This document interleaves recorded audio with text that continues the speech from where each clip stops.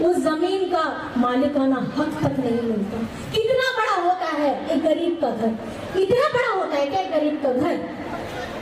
छोटा सा कमरा होता है,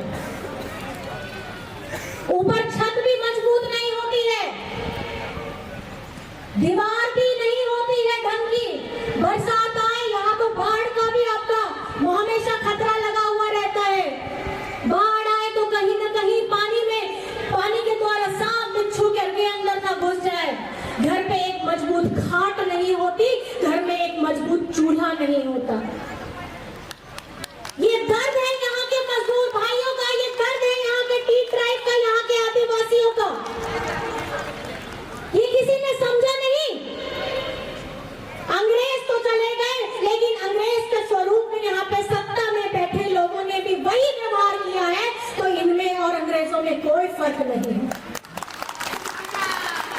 आज आपके दर्द, आपके संघर्ष, आपके हक की पुकार के लिए जब जेवीपी जेएमएम के साथ में आया तो हेमंत दादा ने ये कहा कि झारखंड में भी जब झारखंड बना नहीं था, झारखंड का सपना किसी ने देखा नहीं था, तो हमारे आदरणीय विश्व गुरु शिबू सोरेन ने, एक आदिवासी बेटा ने ये सपना देखा, हमारे आदिवासी लोग मिलकर यहाँ मूलवासी लोग झारखंड में रहेंगे।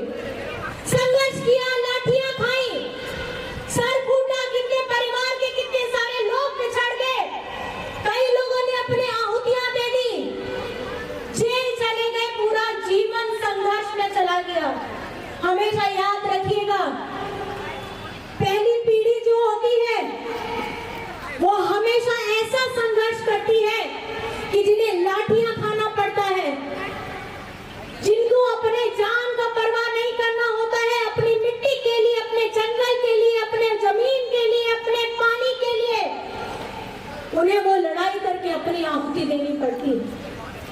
तो दूसरा जो पीढ़ी होता है वो संघर्ष करके उसको और आगे बढ़ाता है, ताकि उसके सामने जो जिम्मेदारियां थी उसके बड़े लोग, वो जिम्मेदारी को आह्वान करना होता है। वैसे लोग का जीवन भी इसी तरीके से अपने परिवारों से दूर हो जाता है, वो लड़ते हैं और संघर्ष करते हैं। जो तीसरी पीढ़ी आती है उसे एक थोड़ा सा मौका मिलता है कि वो पहचान, वो लड़ाई जो 2-3 पीढ़ियों से लड़ी आ रही है, अब उस लड़ाई को आपको और आगे बढ़ा करके वो जिम्मेदारी को अपने मजबूत कंधों पे लेकर के आपको आगे बढ़ना है। तो मैं आपसे ये सवाल पूछना चाहती हूँ, जिस संघर्ष के लिए, आपके स्वाभिमान के लिए, आपके आदिवासियत पहचान के लिए, आपके इस जगह जमीन में अपना नाम दिलवाने के लिए, आपको उचित मजदूरी देने के लिए जेएमएम जेवीपी के हमारे भाई यहाँ प्रभात दास जी खड़े हैं। मैं आपसे अपील करना चाहती हूँ, लेकिन अपील करने से पहले मैं ये सवाल पूछना चाहती हूँ कि क्या आप हमारे साथ में हैं कि नहीं है? दोनों हाथ, ये तीर धनुष याद रखिएगा, ये संघर्ष की कहानी बताता है, लहूलुहान हमारे वीर सपूतों की कहानी बताता है। ये कहानी बताता है कि ये आपका जीवन इतना आसान से बीतने वाला नहीं है।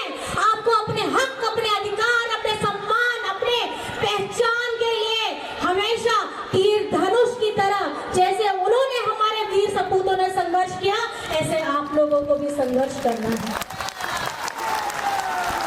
तो इस बार हम लोग सब मिलकर के बोलेंगे, अब की बार अधिकार की सरकार। क्या बोलेंगे?